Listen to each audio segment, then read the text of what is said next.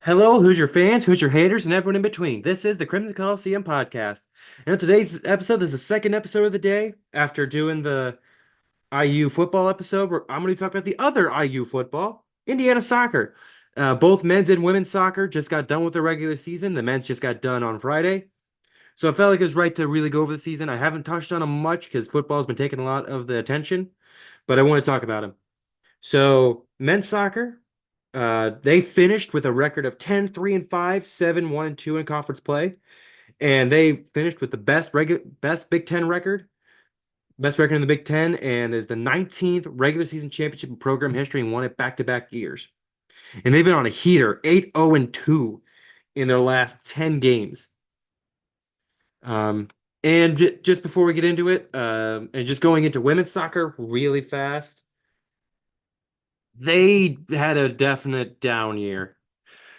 Um, they were 6-9-2, 1-9-1 in conference play, and they finished last in the conference. So just for some, well, actually no, the Buckeyes. So Indiana, I just saw this. Indiana and Ohio State clinch a share of the regular season title, and Indiana will be in the two seed going into the Big Ten tournament. Then interesting, very interesting. But let's go into the player stats. I'm going to go for all the players that I believe were mostly starters throughout the year. So if anyone got it, if anything's different than what it is, just yell at me. So forwards for the men's soccer team, Justin Weiss, a graduate, uh, had 12 points on the season, 6 goals. All of them were goals. 30 shots, 17 shots on target, was 0 of 1 on penalty kicks, and had a game-winning goal this year. Samuel Sarver, senior, 18 points, 5 goals, 8 assists, which led the team. 43 shots, 19 on target, one game-winning goal, and this season reached the 70-point mark, which is the fourth player in IU men's soccer history to reach it this century. And the last of the guys up front, Collins Oduro, a sophomore, had 10 points, 3 goals, 4 assists, 36 shots, 11 shots on target, and one game-winning goal. Midfielders, Tommy Mahalik probably had the best season out of anyone. 25 points, which led the Big Ten, 10 goals, which led the Big Ten, 5 assists, 55 shots, 19 on target, both led the team. 2 of 3 on penalty kicks, and 3 game-winning goals. Jack Wagner, junior in the midfielder area, 2 points, 2 assists, 8 shots, 3 shots on target. And Patrick McDonald, senior, 6 points, 2 goals, 2 assists, 5 shots, 2 on target, 1 of 1 on penalty kicks, and one game-winning goal. Defenders, Quentin Elliott, a junior, 9 points, 3 goals, 3 assists, 9 shots, 7 of them on target. Josh Mayer, a freshman, another one of the Mayer boys, 3 points and 3 assists this season, was more of a defensive guy, which makes sense. It's the Mayers. Jansen Miller, a super senior, had 4 points. All of them were assists. Meanwhile, had 12 shots, one on target. And Alex Barker, a sophomore, sorry, 4 points, 1 goal, 2 assists, 5 shots, two on goal. And goalkeeping wise, now this is the biggest one just because I want to look at both the regular season and conference play with him. JT Harms, I would believe was the captain for this team, played all 18 games, which led all goalies, 10 wins, which led all goalies, allowed 21 goals, which is ninth among goalies that I believed were the starters, 1.18 goals allowed average over the course of the season, which was sixth, 49 saves, which was third, 2.72 saves per game, which was sixth, a 700 save percentage, which was sixth, and 4 shutouts or clean sheets, which was tied for fifth. Meanwhile, in conference play, he started all 10 games and had 7 wins, which both led the conference. Only 10 goals allowed, which is fourth. 1 goal allowed per average, which was tied for first. 32 saves, which is tied for second. 32 saves per game, which was tied for sixth. A 7.762 save percentage, which was second, and 3 shutouts, which was also second. I think the Michigan State goal he had was first in most of those categories. And team stat wise, The men's soccer team had 39 goals, which was second in the conference, 21 goals allowed, which was ninth, 18 goal difference, a plus 18 goal difference, which was second, 36 assists, which was second, 259 shots, which was second, 104 shots on target, which was second, 40.2 shot percentage, which was eighth, and 115 quarter kicks, which led the entire conference. And going to women's soccer, they had a little bit different. They had only one that I thought was a start. They did like one forward and everyone else more back. So Layla Serta, a freshman getting the majority of the starts here, had 21 points, 7 goals, 7 assists, 40 shots, 21 target, and 2 game-winning goals. All stats led the team. So she was the best offensive player on the team. Midfielder, Kennedy Neighbors, a sophomore, had 6 points, 3 goals, 18 shots, and nine on target, and 1 game-winning goal.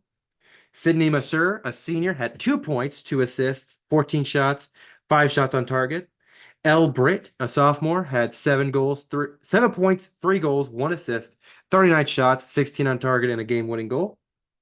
Olivia Smith, a junior, 3 shots, 1 on target, and is the nominee from IU to be the women's Big Ten Women's Soccer Sportsmanship Award. Olivia Rush, a junior, 4 points, 2 goals, 7 shots, 3 on target. And defensive for the defenders, Hayden Vleck, a freshman, 3 points, 1 goal, 1 assist, 5 shots, 3 on target, and a game-winning goal. Piper Cofield, a sophomore, 5 points, 2 goals, 1 assist, 5 shots, 5 on target, 2 of 2 on penalty kicks. She seemed like the penalty kick taker for the team, and 1 game-winning goal. Avery Sneed, a graduate, 9 points, 3 goals, 3 assists, 16 shots, 5 on target. And then Cami Ham, a senior, 1 point, 1 assist, 12 goals, 1 point, 1 assist, 12 shots, 2 on target. And then goalkeeping wise, Jamie Gerstenberg in her senior season, 17 games played, 6 wins, tied for 12th, 1.12 goals allowed average, which is tied for 14th, 45 saves, which is 15th, .703 save percentage, which was 15th, 5 shutouts, which was tied for 13th. And in conference play, she only had 1 win, which was 17th of the 11 games played, 17 goals allowed, which was 16th, 1.55 goals allowed average, which was 13th, 34 saves, which is tied for 10th, .667 save percentage, which is 17th, and 1 shutout, which was tied for 14th. Team stats, 28 goals, which was 8th, 19 goals allowed, which was 10th, a goal difference of +9, which was 10th, 26 assists, which is tied for 8th, 234 shots, which is 9th, 100 shots on target, which is 8th, 42.7 shot percentage, which was 13th, and 100 corner kicks was tied for 7th. And what with the women's soccer team, what I saw with the stats, I don't know, I can probably get some crap people to back this up. They just didn't have the offense. Like I was looking it up and like they did not score many goals at all in conference play. I'm gonna look this back up real fast. But they had less than I think 5. Um just gonna look at this real fast because like it was um not great at all. So let's see here. So they scored 1 against Nebraska, 3 against Oregon. They scored 4 total goals in Big Ten play. And a lot of these were 1-0, 2-0 games. Because 1, 2, 3, 4, 5, 6, 7. 7 of their 11 games were within 1 or 2 goals. And Indiana could not get one in. So that's something to look at next season is maybe having 2 or 3 forwards in the game. Like they beat Tennessee 1-0. Ball State was a 2-1 game. Looking at the out of conference games, Wright State, Evansville, and Lawrence they beat by more than 1 goal. And then Oregon they beat by more than 1 goal. So Four games this season, they won by multiple goals. And of a 17 game slate, that's not good. That's not good at all. They offensively, they got to improve next season. They just have to. Because like the Big Ten is big on defense, but you got to score to win games. And without Gerstenberg, they're going to need offense. Looking at the men's side, they had a great season.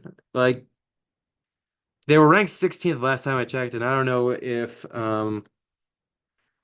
updated the rankings just yet. Because Ohio State is first. Yeah, they haven't updated just yet. Ohio State's first in the rankings. Um, so and Ohio State beat Maryland, so they got a share of the. But it is what it is. Indiana will have to go to Ohio State if they want to win the Big Ten championship, but they've got for men's soccer, they got one of the three trophies out of the way now. They won the Big Ten championship with regular season. Now they got to go. Now they got to go to Columbus, which kind of sucks.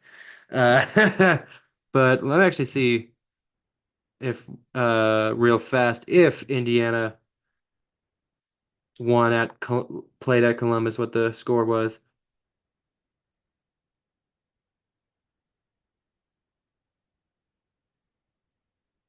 Or like what the series is with Indiana and Ohio State.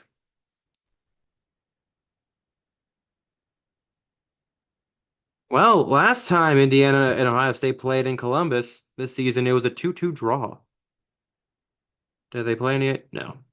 So let's check this box score real fast before we get done. So we had Sarver with a goal, Mahalik with a goal for Indiana, and then Michael Adedokun and Siggy Magnuson with a goal. So and JT Harms had 6 saves and Patrick McLaughlin had none. So it'll be interesting to see. Indiana's gonna need, if we have to play him again, Indiana's gonna have to